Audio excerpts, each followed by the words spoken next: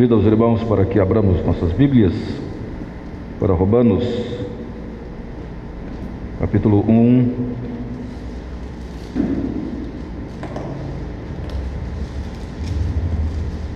versículo 17.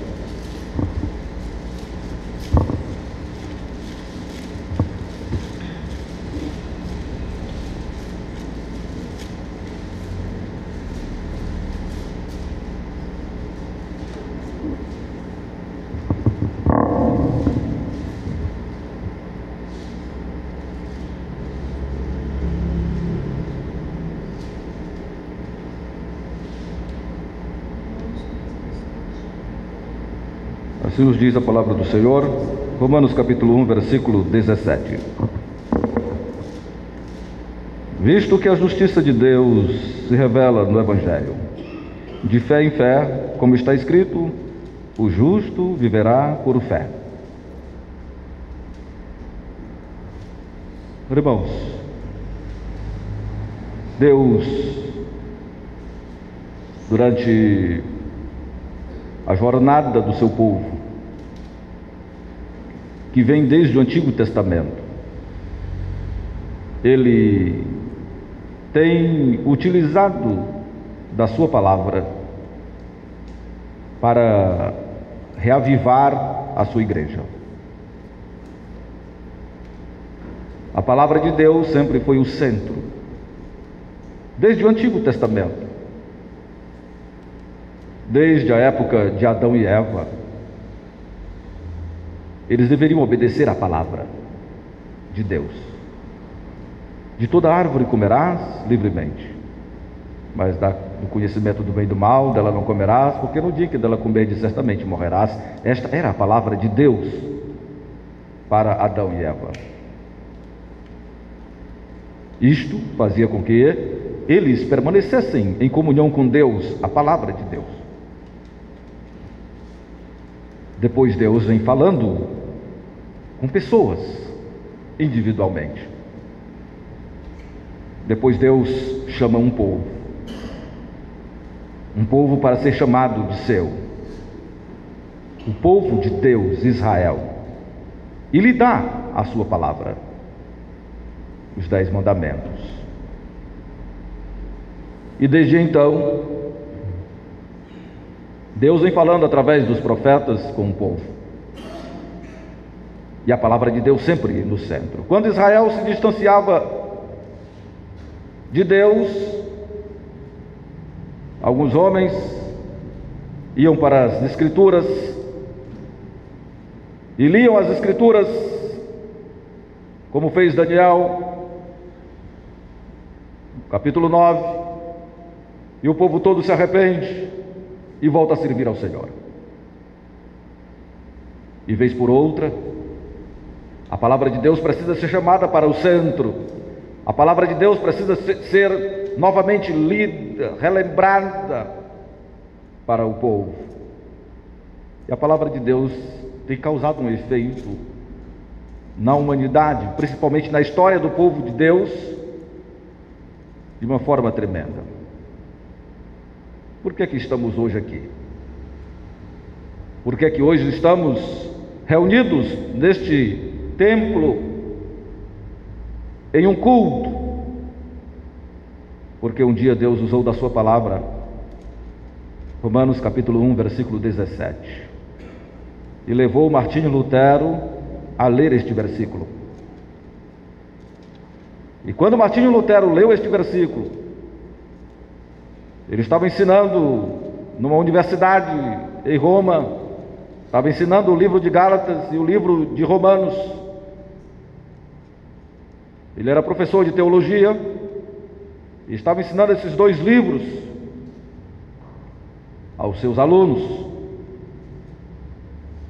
E quando estava estudando para ensinar os seus alunos, quando chegou em Romanos capítulo 1, versículo 17, Deus abre o entendimento de Martinho Lutero. Martinho Lutero vivia angustiado. Era um homem religioso. Seu pai trabalhava em minas de carvão.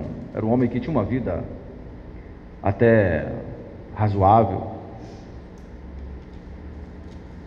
Investiu nos estudos, o melhor estudo era mandar o filho para ser padre, investiu nos estudos do filho. Martinho Lutero foi estudar, melhor educação que existia na época. Tornou-se padre, tornou-se doutor em teologia, homem respeitado, inteligente. Mas Martinho Lutero, apesar de ser religioso, vivia com angústia na alma.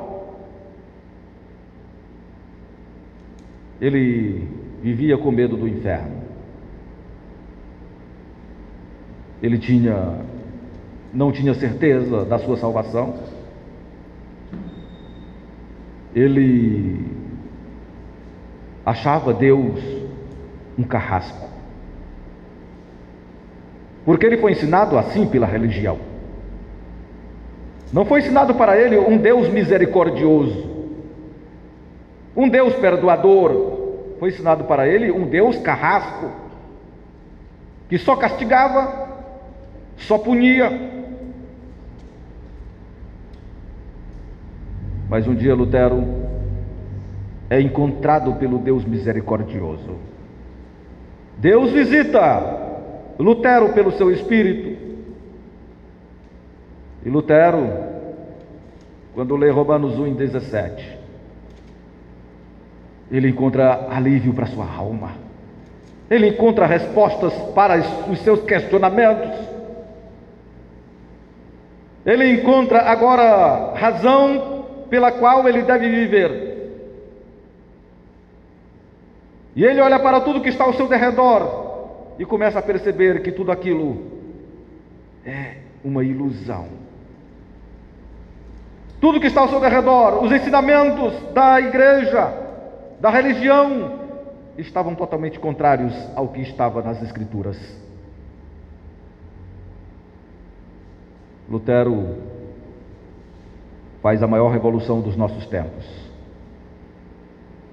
Ele dá início ao que ficou chamado de Reforma Protestante.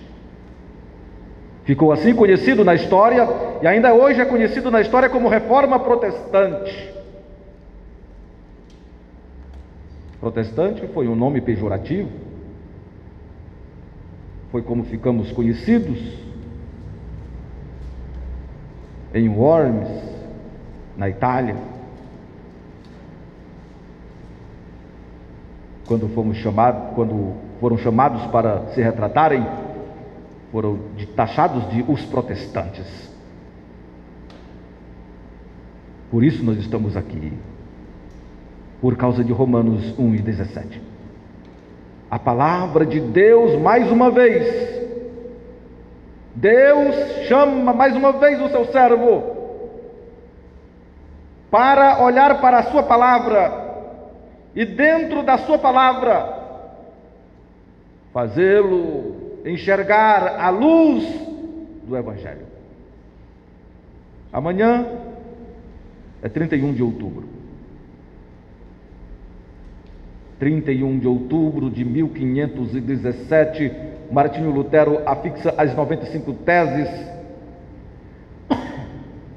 na porta da principal igreja daquela época. E daí por diante, o Evangelho não parou mais. O Evangelho se expandiu, porque não era coisa de homens, era coisa de Deus. Em pouco tempo a Europa já estava invadida com este Evangelho e ultrapassou as fronteiras da Europa,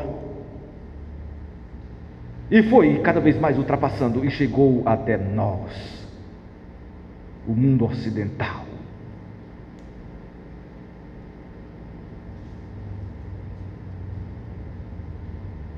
E nós recebemos algo de herança da reforma. A reforma protestante, ela gritou para os 4 cantos do mundo para que ecoasse por toda parte: sola Scriptura, solus Christus, sola gratia, sola fide, soli Deo gloria. Somente a Escritura, somente Cristo, somente a graça, somente a fé e somente a Deus glória. Quero nesta noite falar sobre os 5 solas da Reforma Protestante. Os 5 solas da Reforma Protestante. Reforma esta que, começado, ou melhor, tendo sido dado o estopim, o pontapé inicial por Martinho Lutero, porque antes vieram outros, tentando pregar o Evangelho genuinamente, mas foram mortos. Mas Deus preservou Lutero e chegou até nós. Mas qual a importância, irmãos, hoje, de nós estarmos nos reportando a 499 anos atrás, 1517, 31 de outubro? Qual a importância disto? Uma importância gigantesca. Porque todas as vezes que a igreja perdeu o rumo, Deus chama o povo para a sua palavra, para que esse povo possa novamente seguir no rumo certo. E hoje é necessário, mais do que nunca, nós proclamarmos os 5 solas da Reforma, porque a igreja está perdendo o rumo novamente. O povo de Deus está se enveredando por muitas outras doutrinas e ensinamentos que não procedem da palavra, mas procedem de filosofias humanas. Por isso é necessário que nós possamos rever os nossos fundamentos.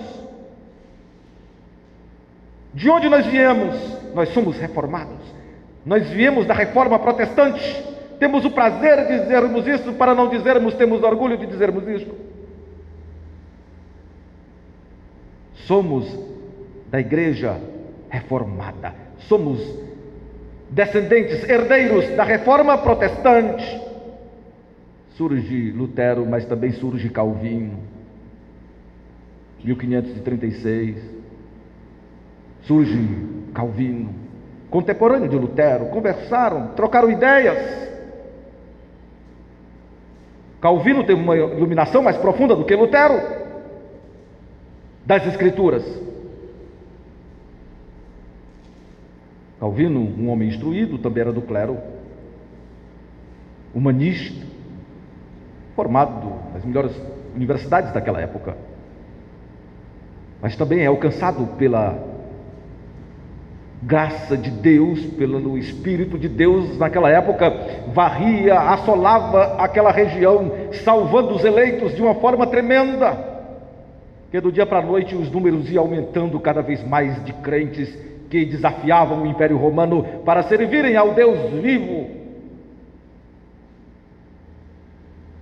E Calvino é alcançado pela graça de Deus, sai também do clero e passa a ser um dos maiores nomes dentro da Reforma Protestante.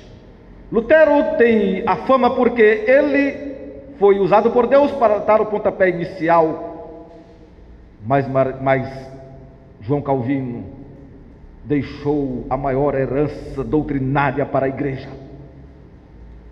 Herança esta da época da Reforma, que até hoje a Igreja Presbiteriana do Brasil segue literalmente. Somos calvinistas, no sentido de dizer que concordamos com as doutrinas que Calvino pregava, concordamos com as doutrinas que ele ensinava, advindo da palavra de Deus.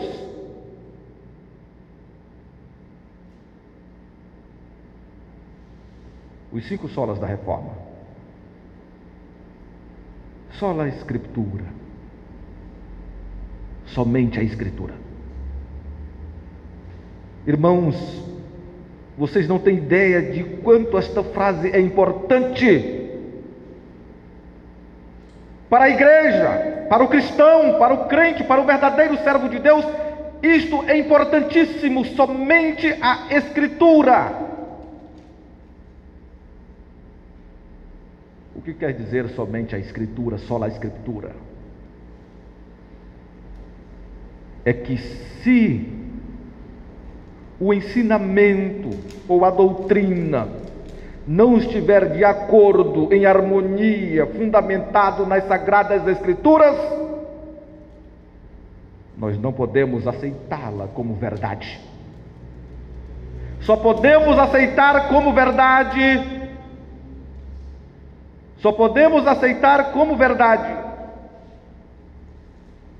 o que estiver de acordo com as Sagradas Escrituras.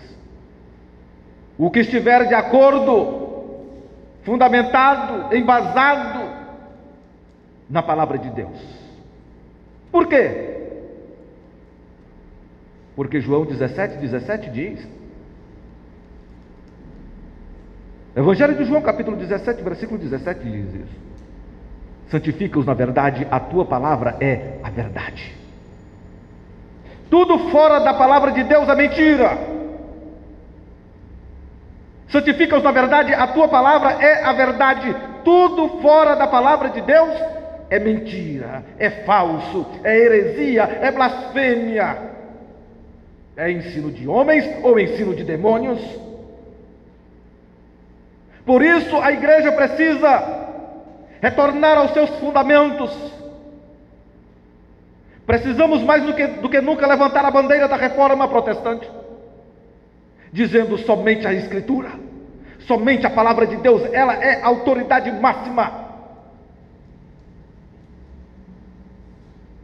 Nada está acima da palavra de Deus.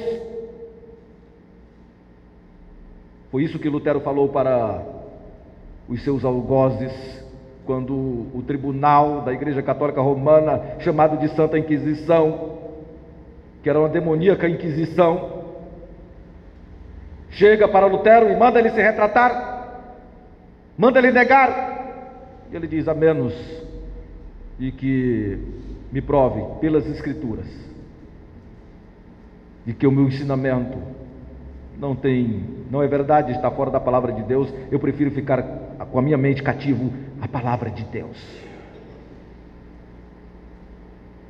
A palavra de Deus, só a Escritura, somente a Escritura. Segunda Epístola de Paulo a Timóteo, capítulo 3, versículo 16: toda a Escritura é inspirada por Deus e útil para o ensino, para a correção, para a demonstração e educação na justiça. Toda a Escritura é inspirada por Deus e ela é útil. Somente a Escritura é inspirada por Deus, é a palavra de Deus. Nós não nos baseamos em experiências de homens, nós não nos baseamos em testemunhos de homens, nós não nos baseamos em músicas de homens, nós não nos baseamos em filosofias humanas, nós não nos baseamos em pensamentos terrenos, nós nos baseamos única e exclusivamente na palavra de Deus, sola Escritura. Se o ensinamento não estiver bem claro, não estiver bem definido, não estiver bem fundamentado dentro das Sagradas Escrituras, para nós não tem valor nenhum. Precisamos, mais do que nunca, levantarmos esta bandeira da reforma sola Escritura.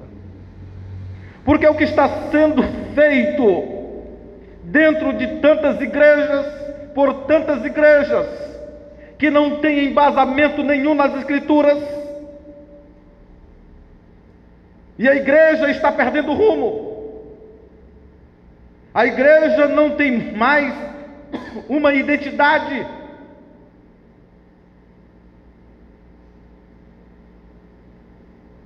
Não estamos mais preocupados, ou muita gente não está mais preocupado, se a doutrina está nas Sagradas Escrituras, mas está preocupado se está atraindo pessoas,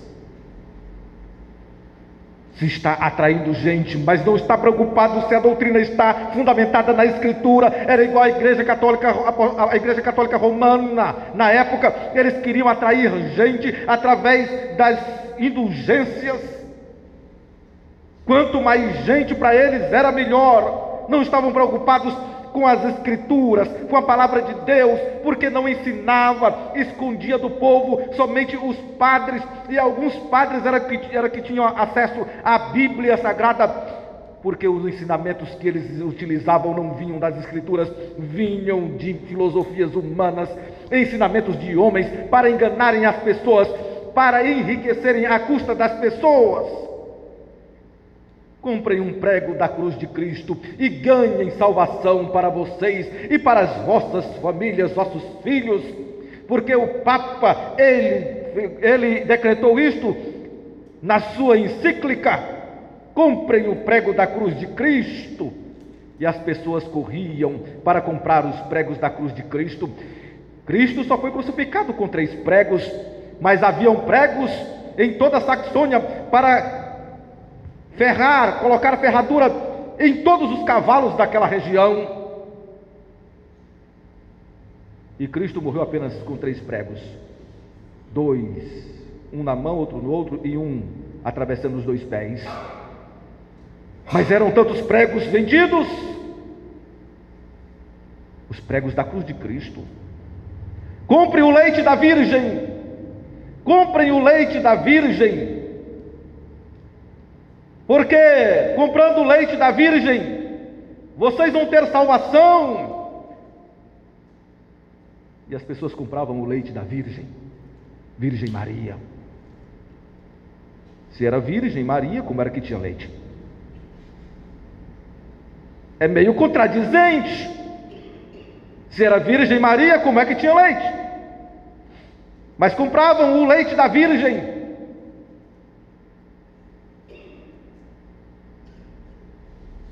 Olhem, comprem a cabeça de João Batista. Foram vendidas mais de 200 cabeças de João Batista. Só teve um João Batista, mas a história conta que foram vendidos mais de 200 cabeças de João Batista. Naquela época era fácil de enganar, não existia internet, não existia jornal, não existia nada. Eles vendiam uma cabeça de João Batista na França, outro na Itália, outro não sei onde, e as pessoas não tinham contato, iam vendendo. João Tetzel foi contratado na época de João 23, Papa João 23, só para comprar, ou melhor, para vender indulgências. Para vender indulgências. Era um dos maiores vendedores de indulgências. Foi como conseguiram construir a Basílica de São Pedro, lá em Roma. Comprem a salvação. Comprem a salvação. Lutero denunciou João Tetzel porque achou demais, porque ele disse: quem comprar essa encíclica, quem comprar essa indulgência assinada pelo Papa,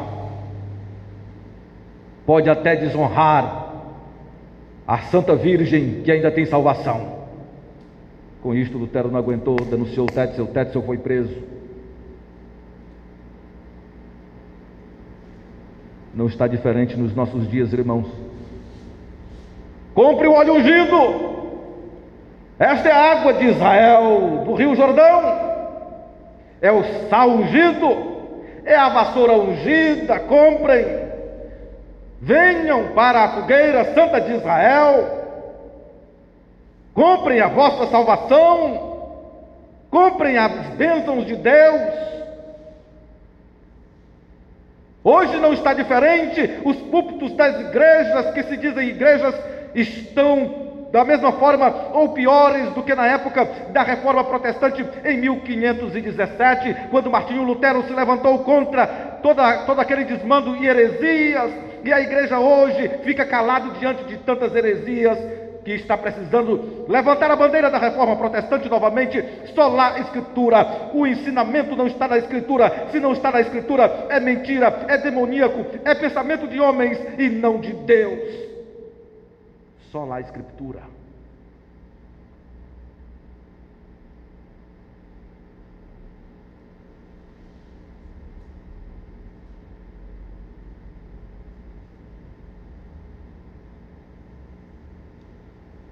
Mas a reforma ainda dizia solos Cristos. Somente Cristo. Somente Cristo. Na época da reforma protestante, irmãos, o ensinamento da Igreja Católica Romana era que Cristo não era suficiente para salvar. Cristo não era suficiente para salvar. Você, para alcançar a salvação, você tinha que ter méritos, merecimento. Você tinha que conquistar, conseguir a sua salvação. De acordo com as suas boas obras, de acordo com o que você fizesse de bom, era que você iria ser salvo. O sacrifício de Cristo na cruz, cumprimento da lei e o sacrifício de Cristo e sua ressurreição não eram suficientes para a salvação. Você precisava ser uma pessoa caridosa, uma pessoa que tinha boas obras, e as suas obras iriam trazer merecimento para você. Ou você deveria comprar indulgências, porque aqueles santos, eles alcançaram mérito, e os méritos que eles alcançaram, podia diante de Deus levar você à salvação. Isto era o que era ensinado pela Igreja Católica Apostólica Romana. E Lutero se levanta, não somente Lutero aí agora, mas a reforma protestante, que quem promulgou os cinco solas foram os reformadores. Ele diz: só Cristo salva. Somente Cristo salva. O homem não pode fazer nada para a salvação. Você vai para João capítulo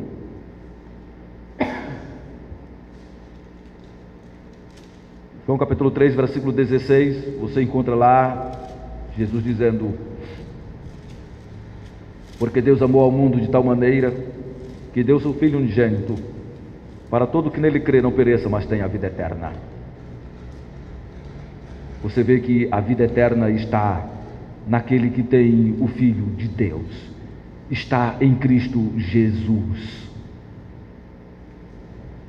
Você vê que Jesus, ele diz quem é que conduz a vida eterna. João capítulo 14, versículo 6, ele diz: eu sou o caminho, a verdade e a vida, ninguém vem ao Pai senão por mim.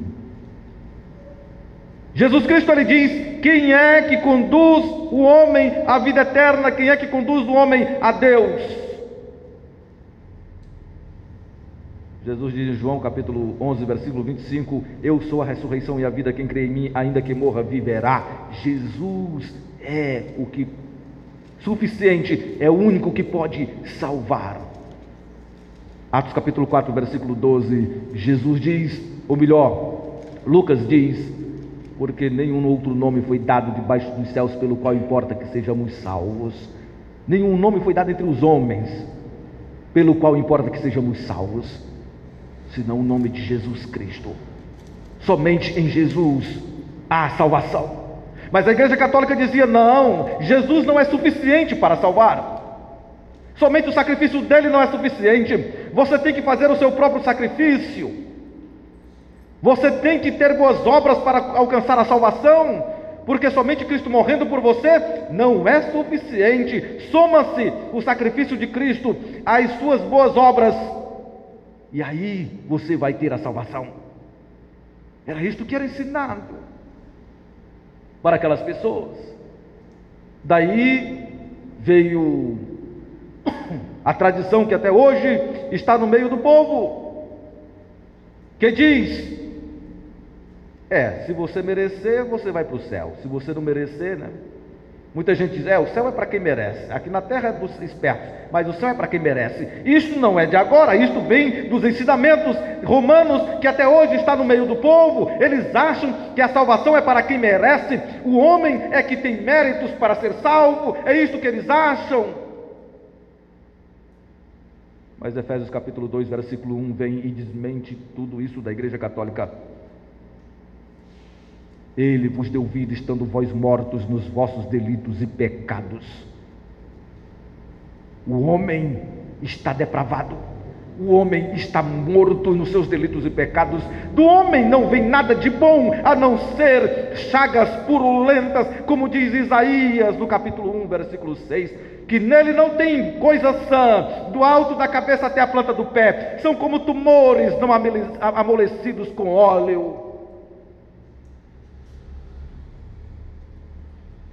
Até as suas boas obras são como trapos de imundície, diz a palavra do Senhor. Do homem não pode vir nada bom. O homem está morto, depravado totalmente. Morreu no jardim do Éden, quando comeu do fruto, que não era para comer. Mas a Igreja Católica diz: não, o homem não está morto espiritualmente. Ele pode conseguir conquistar a sua salvação. Mas a Igreja, a Reforma Protestante dizia: solos Cristos. Somente Cristo foi capaz de conseguir o mérito para a salvação. Somente Ele cumpriu a lei. Somente Ele deu a sua vida na cruz. Somente Ele ressuscitou. Somente Cristo, só Cristo, só Cristo e só Cristo pode salvar. Era isto que a Reforma anunciava. O homem sozinho está incapacitado de conseguir algo espiritual, de conseguir algum privilégio diante de Deus, porque está morto. E somente Cristo pode revivê-lo. Somente Cristo pode tirá-lo do estado de morte espiritual. Mas as pessoas até hoje são iludidas, achando que podem salvar-se a si mesmo, podem conseguir méritos diante de Deus. Eu assisti um vídeo, um pregador desses meio malucos, ele dizendo: se Moisés e Moisés e Abraão tiverem na fila para falar com Deus, eles vão ter que esperar, porque Deus me atende primeiro do que eles. Está no YouTube. Está no YouTube isso aí. Isso numa igreja grande, cheia de pessoas. E o povo aos berros, gritando: aleluia, glória a Deus, que maravilha.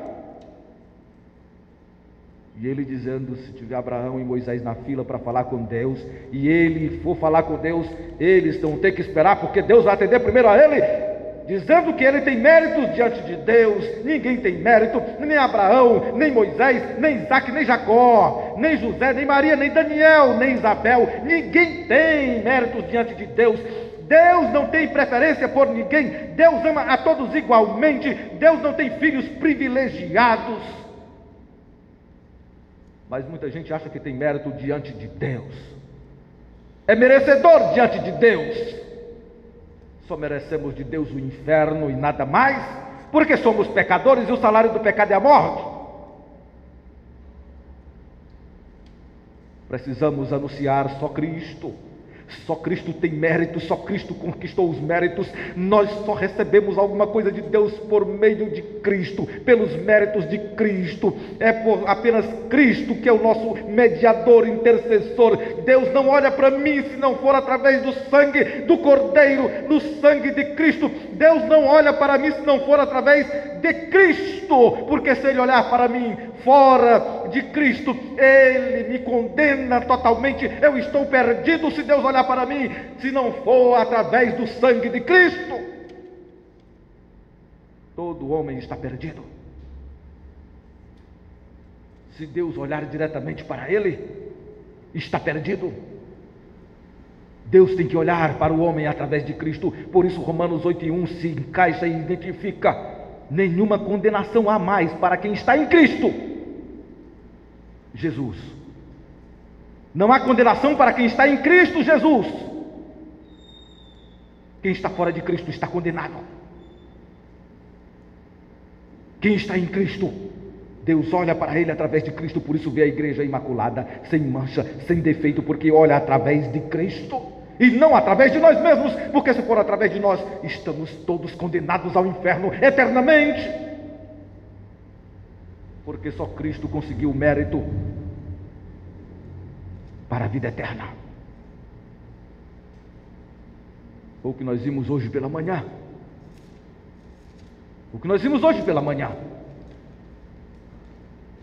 vamos continuar vendo domingo que vem.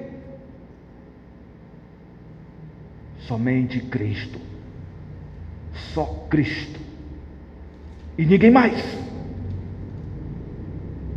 Por isso o céu não é para quem merece, o céu é para quem está em Cristo. O céu é para quem está em Cristo, porque somente Ele conseguiu o mérito, foi Ele que pagou o preço. Fora dele não há salvação. E a Igreja Católica Romana diz: fora da igreja não há salvação. E Lutero chegou e disse: fora da igreja pode haver salvação, embora não fora de Cristo. Fora da igreja pode haver salvação, embora não fora de Cristo. Só Cristo, solos Cristo. Só a Escritura, solos Christus, sola gratia, somente a graça, somente a graça. A Igreja Católica se dizia a detentora da salvação. Fora da igreja não há salvação, nós somos a agência de salvação. Somente nós, somente quem está na igreja é que pode ser salvo. O homem vindo para a igreja e obedecendo à igreja, os ensinamentos da igreja, ele vai alcançar a sua salvação.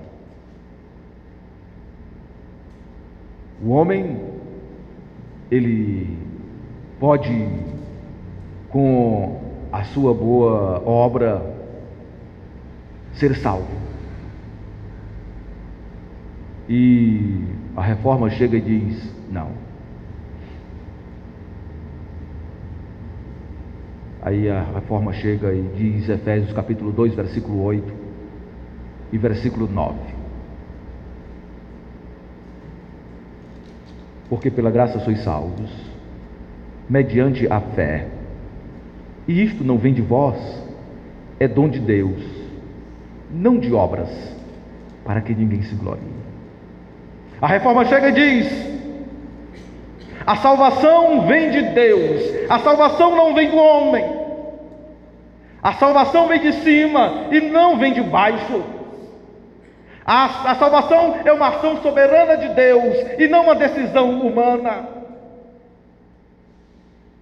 A salvação, ela é algo que nasce no céu e não no coração do homem. Mas a Igreja Católica Romana dizia que o homem era o início da sua salvação, era o que promovia a sua salvação, era o que construía a sua salvação. O homem era quem decidia sobre a sua salvação. A reforma chega e diz: sola gratia, somente pela graça de Deus.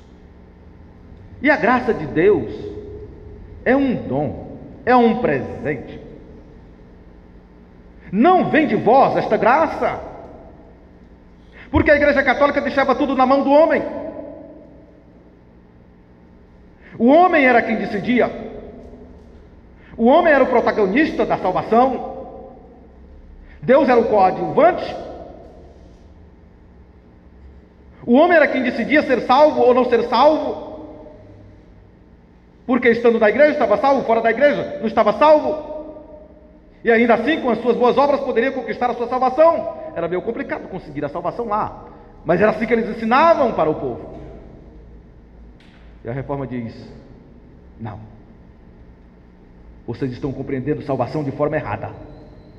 Vocês estão compreendendo a salvação de uma forma totalmente fora das Escrituras. As Escrituras dizem que pela graça sois salvos. É a graça de Deus, favor imerecido de Deus. O homem não merece ser salvo, mas Deus salva na pessoa de Jesus Cristo, porque pela graça sois salvos mediante a fé, e isto não vem de vós, é dom de Deus, não é de obras, porque a graça conflita com as obras. O apóstolo Paulo disse: se eu sou salvo pelas obras, então já não existe graça. Então já não existe graça, você é salvo pelas obras. Ou você é salvo pelas obras, ou é salvo pela graça. Você não pode querer unir graça e obras ao mesmo tempo. Você ou é salvo pela graça, ou você diz que é salvo pelas obras. E a palavra de Deus diz que não é por obras. Já que a palavra de Deus diz que não é por obras, então é pela graça. Então o homem que crê que ele pode gerar a salvação em seu coração, ele está com um conhecimento e um ensinamento contrário ao que diz a Escritura, porque é a graça de Deus única e suficientemente que salva o homem. Não tem uma ação do homem na sua salvação. Deus é o responsável pela salvação do homem. Mas infelizmente o tempo passou, 499 anos se passaram, e hoje o ensinamento é: dê um passo para Jesus.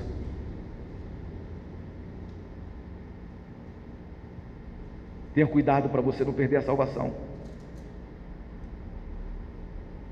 Abre o teu coração para Jesus.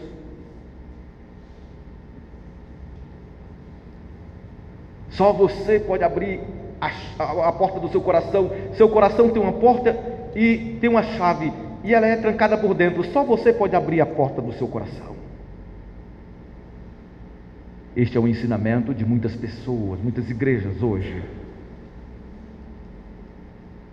As obras, o homem é o protagonista na salvação. Ele é que dá a palavra final na salvação. Mas a reforma protestante diz: não é por obras, não é o homem, é Deus, é a graça de Deus, o agente é Deus, o protagonista é Deus, Ele é o autor e é o consumador da nossa fé. O homem não tem participação nenhuma na sua salvação.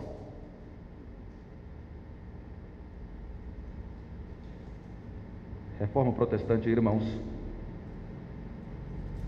O porquê falar da reforma protestante hoje? Porque se reportar a 1517, porque a igreja está se distanciando novamente das Escrituras, já está muito longe das Escrituras. E se nós não anunciarmos a palavra de Deus como ela é, as gerações futuras não vão conhecer o Evangelho como ele é. Como as gerações na época da Igreja Católica Romana não conheciam o Evangelho como ele era, até que Deus levantou Lutero. Se nós não preservarmos esta doutrina, os nossos netos, bisnetos, eles correm o risco de nunca ouvirem o verdadeiro Evangelho. Vão ouvir o falso Evangelho, que atrai multidões, mas que estão vazios de Deus. Sola gratia, sola fide, sola fide. Lutero, lendo Romanos 1,17, quando ele lê: e o justo viverá por fé. e o justo viverá por fé. Então é por fé que nós vivemos, não é pelo que vemos, não é pelo que vemos, é pelo que não vemos, porque se eu vejo, já não é fé, diz o apóstolo Paulo. Se eu vejo, então não é mais fé. Então, o justo vive pelo que não vê, e não pelo que está diante dos seus olhos. A Igreja Católica Romana tinha uma pompa muito grande, era aparatos de ouro. Até hoje o cetro do Papa é todo em ouro, sua coroa, sua mitra é ouro com várias pedras preciosas, ouro finíssimos. O trono que ele se senta é de ouro. A basílica é toda revestida de ouro. A Igreja Católica Romana sempre ostentou o seu poderio para encantar os olhos. As imagens de esculturas, as indulgências que as pessoas chegavam para adorar, as indulgências para o perdão dos seus pecados. E a fé passou a ser visual. A fé agora era precisa ser vista. Se não se visse, não servia. E a Igreja Católica criou uma fé visual. Na suntuosidade do templo, impressionavam pelo tamanho do templo, pela decoração do templo, pelas imagens que tinham no templo, pelo ouro que tinha no templo. Então agora a fé, ela estava colocada de lado. O homem era guiado pelo que via. Tinha que ir para Roma, fazer essa romaria. Até hoje as pessoas têm que fazer romaria. Tem que ir para Juazeiro do Norte para ver a imagem do Padre Cícero. A fé é vista. Tem que ir para Canidé, para o São Francisco de Assis. A fé é vista. Tem que ir para Aparecida do Norte para ver a imagem desse tamanho. A fé é vista. Tem que chegar no templo e se ajoelhar na frente de uma imagem. A fé é vista. E o apóstolo Paulo disse: eu vejo, então já não é fé. E o Lutero disse, quando leu Romanos 1,17, e o justo viverá por fé.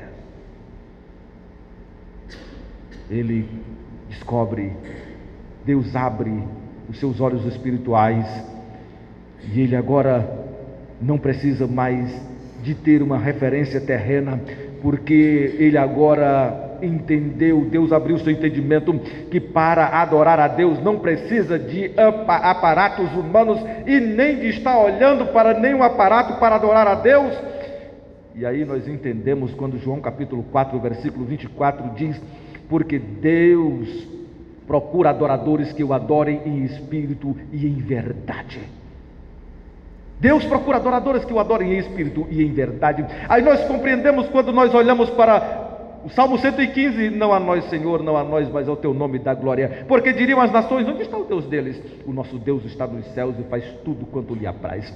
Porque os deuses deles são obras de mãos de homens. Tem olhos, mas não veem, tem mãos, mas não apalpam, tem pés, mas não andam, tem boca, mas não falam. Som nenhum sai da sua garganta.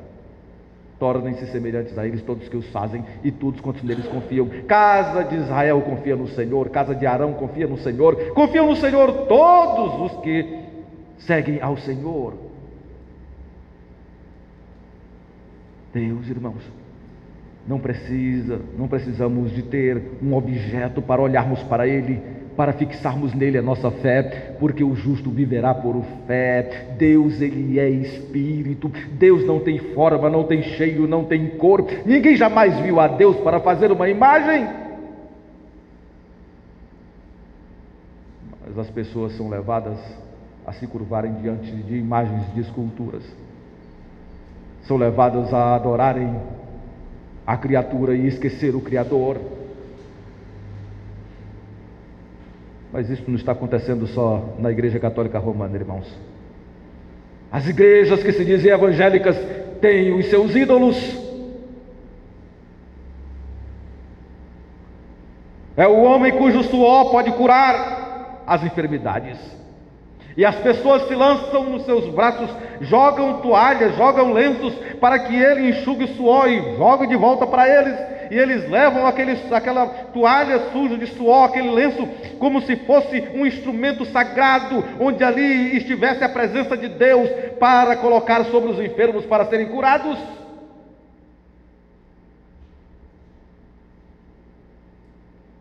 Homens que se apresentam na televisão e dizem: venham, porque hoje eu mesmo vou colocar as minhas mãos sobre a sua cabeça, eu vou ficar ali em pé e eu vou tocar a sua cabeça, e as pessoas afluem em multidões para aqueles templos, para terem as suas cabeças tocadas por um homem, achando que ele é alguém especial, que só ele é o canal de Deus. A idolatria dentro das igrejas chamadas evangélicas.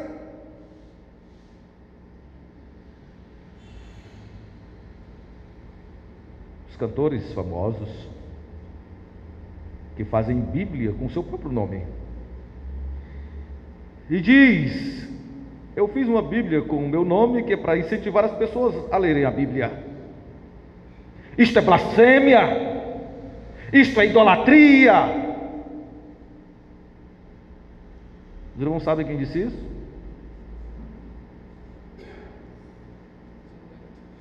Quem disse isso? Thales Roberto, a estrela, entre aspas, porque só tem uma estrela na igreja, a estrela da manhã. Jesus Cristo, Ele é a estrela da manhã. Thales Roberto fez uma Bíblia dele, disse que colocou a Bíblia dele, que é para incentivar o povo a ler mais a Bíblia, como se ele fosse Jesus Cristo. Isto é blasfêmia, isto é arrogância, petulância, isto é idolatria. Mas se disser que Thales Roberto vai para Itapipoca, fazem caravanas nas igrejas, fazem caravanas para irem ver Thales Roberto, não vão para adorar a Deus. Não vão para adorar a Deus. Não vai para adorar a Deus, porque para adorar a Deus nós adoramos em qualquer lugar, independentemente do homem. Nós adoramos a Deus. Nós não precisamos correr para encontrar um homem para poder adorar a Deus. Não, isto é idolatria. Quem faz isto são os idólatras, aqueles que cultuam imagens, que precisam ir para Juazeiro do Norte, precisam ir para Canindé, precisam ir para Aparecida do Norte para poderem adorar as imagens. E tem muitos adoradores que são idólatras dentro das igrejas evangélicas, que não pode aparecer um cantor, uma estrela, entre aspas, no mundo gospel, que correm para adorá-los, com desculpas de que vão lá para adorar a Deus, a mesma desculpa que os idólatras dão, dizendo: não, ali é só uma imagem, mas eu vou adorar a Deus. Assim também dizem com os cantores famosos: não, ali eu sou um cantor, mas eu vou para adorar a Deus. Não, você vai ver para Thales Roberto. Se você quiser adorar a Deus, você adora na sua igreja, no seu templo, na sua comunidade. Você não precisa de estar vendo homem nenhum para adorar a Deus, porque o justo vive pela fé. O justo não vive pelo que vê, ele vive pelo que não vê, porque se ele vê já não é fé. Eu não preciso de homens para motivar a minha fé, porque a minha fé é motivada pelo Espírito Santo.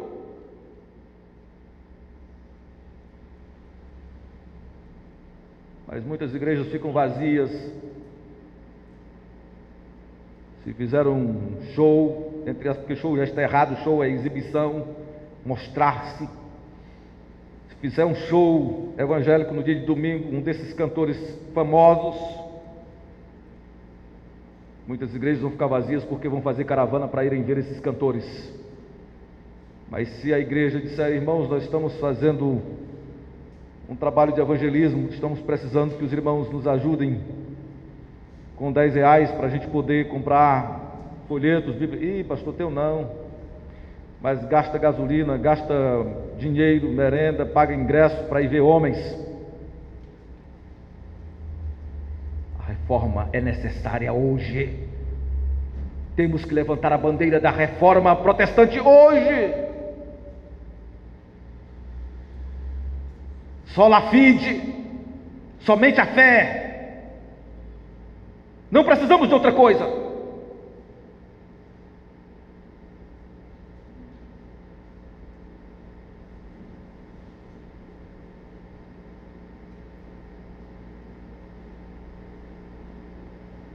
Sola Escritura,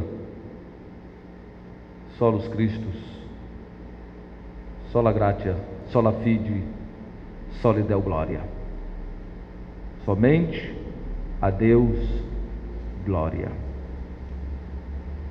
Irmãos, como estamos precisando da reforma. O Papa era um Deus da época da Reforma Protestante. O clero eram tidos como seres sagrados. O primeiro crente desta cidade, irmão José Capistrano, quando eu cheguei na igreja eu ainda conhecia ele e a esposa dele. O Júnior e a Raimundinha conheceram melhores do que eu, porque passaram mais tempo com eles. Dona Zuleide, irmão José Capistrano, pai do doutor João Capistrano, avô do Ricardo Capistrano, que tem um consultório, uma clínica de exames aqui na cidade. Ele carregava o padre no ombro, porque naquela época o padre não andava no chão como os outros. Eles eram carregados num instrumento chamado andor. Eram 4 homens, e estes homens não era qualquer homem, eram homens espirituais, homens especiais. Quem tinha a honra de levar o padre no ombro era tido como especial. Os padres eram carregados no andor, nas procissões, e ele era um dos que carregava o padre no ombro. Os padres eram tidos como seres especiais. Imagine os bispos, os cardeais e o Papa então. Isto, alguns anos atrás aqui na nossa cidade. O padre na cidade era mais poderoso do que o juiz antigamente.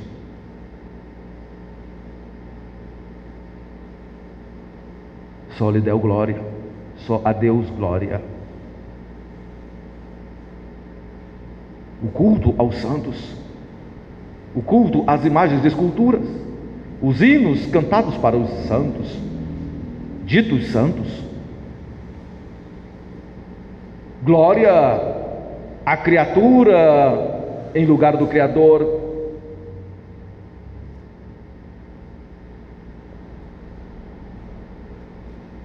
Mateus capítulo 4. Quando Satanás chega para tentar Jesus Cristo, e na última tentação o diabo chega para Jesus e diz: tudo isso te darei se prostrado me adorares. E Jesus olha para Satanás e diz: arreda, Satanás, somente ao teu Deus adorarás e a ele darás culto. Só lhe deu glória, só a Deus glória. Jesus diz para Satanás: arreda, Satanás, afasta-te para trás, somente ao teu Deus adorarás e a ele darás culto. Êxodo capítulo 20, versículo 3 em diante, diz: não terás outros deuses diante de mim, não farás para ti imagem de escultura do que há em cima nos céus, nem na terra, nem nas águas debaixo da terra, porque eu sou o teu Deus, Deus zeloso, que visita a iniquidade do pai e dos filhos, até terceira e quarta geração daqueles que me aborrecem. Somente ao teu Deus adorarás e a ele darás culto. Só lhe deu glória. Ninguém merece glória. Só Deus merece toda honra, toda glória. Só Ele, porque só Ele é Deus.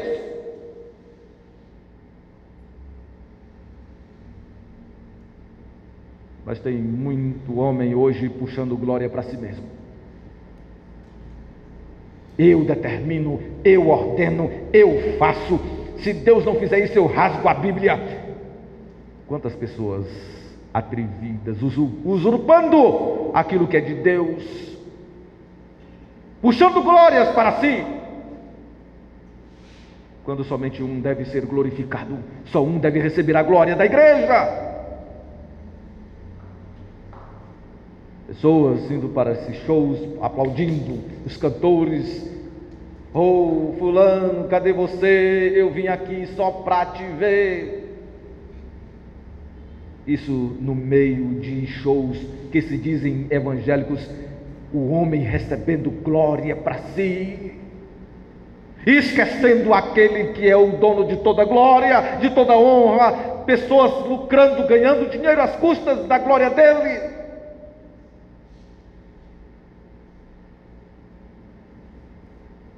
Quem somos nós? Pobres miseráveis. Quem somos nós para merecermos glória? O apóstolo Paulo dizendo: eu sou de Pedro, eu sou de Apolo, eu sou de Paulo. Mas quem é Pedro? Quem é Paulo? Quem é Apolo? Porque um é o que planta, o outro rega, o outro colhe, mas quem dá o crescimento é Deus. Quem somos nós? É Deus que merece a glória. Não somos nós que merecemos glória. Só lhe deu glória. Os irmãos estão percebendo a urgência da reforma protestante nos nossos dias? E nós ficamos calados, coniventes, passivos, da igreja para casa, de casa para a igreja. Para nós não importa o que está acontecendo. Onde estão aqueles que foram alistados no exército daquele que os convocou para defenderem a fé evangélica, lutarem pela fé evangélica, como diz a palavra de Deus?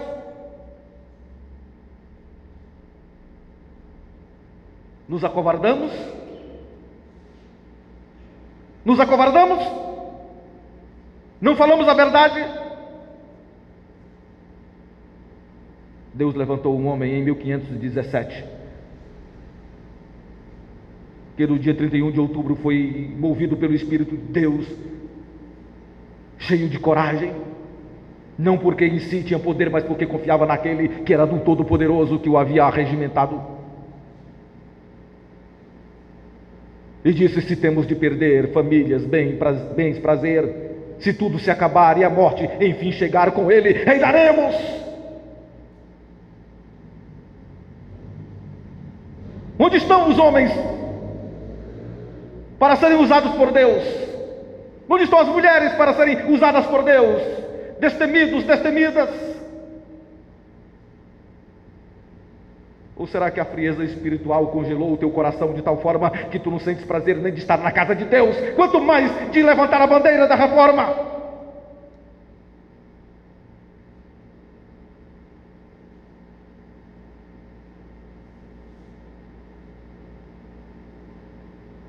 Sola Escritura, sola gratia, solus Christus, sola fide, soli Deo gloria. Que Deus nos ajude, irmãos. Que Deus nos ajude, que nós não esqueçamos da reforma protestante. Amanhã muita gente vai estar comemorando o Halloween. E infelizmente até crentes, que para mim não são crentes, se envolvem com este satanismo do Halloween, uma festa produzida nos porões do inferno, e que os filhos do diabo não têm vergonha de se pintarem com monstros, com demônios, e a igreja se acovarda e tem vergonha de falar sola Escritura, sola gratia, solus Christus, sola fide, soli Deo gloria. Mas os filhos das trevas, os filhos do diabo, não têm vergonha de pintar os corpos com imagens demoníacas e propagarem a fé satânica. As escolas promovem a festa de Satanás, Halloween. A mídia promove. Amanhã você vai ver muita coisa na televisão sobre isso, os programas todos falando sobre Satanás. Mas nós temos que falar sobre a reforma protestante. Os nossos Facebook, eles têm que estar cheios de reforma protestante. No WhatsApp nós temos que falar de reforma protestante. No Instagram, no Twitter, onde seja, onde for, temos que falar sobre a reforma protestante e não sobre Halloween.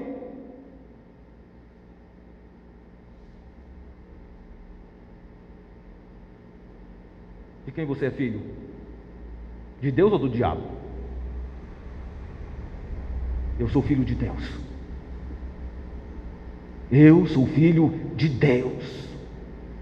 Não tenho parte com o diabo.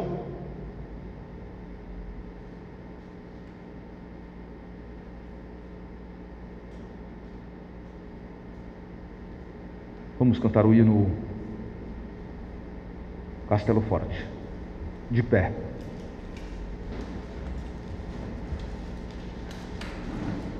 Cento e 115.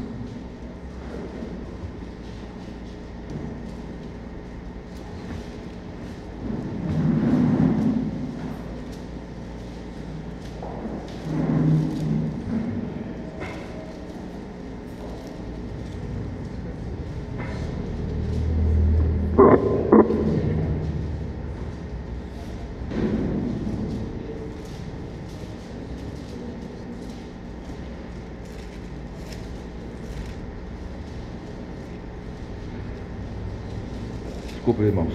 Falei 115, não é 115. 155.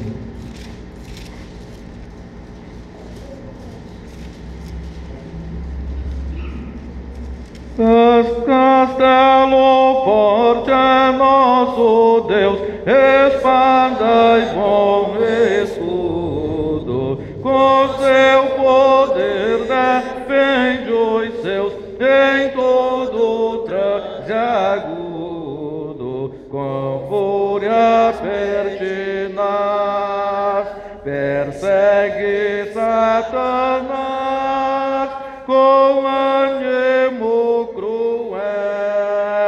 Muito forte é o Deus fiel, igual não há na terra. A força do homem nada faz, sozinho está perdido, mas nosso Deus socorro traz em seu Filho escolhido. Sabeis quem é Jesus, o que venceu na cruz, Senhor dos altos céus, e sendo o próprio Deus, triunfa na batalha. Se nos quisessem devorar, demônios não contados, não nos iriam derrotar, nem vemos assustados. seus príncipes do mal, com seu plano infernal, já condenado está, vencido cairá, por uma só palavra. De Deus o verbo ficará, sabemos com certeza, e nada nos assustará, com Cristo por defesa. Se temos de perder família, bens, prazer, se tudo se acabar e a morte enfim chegar, com Ele reinaremos. Senhor nosso Deus e nosso Pai.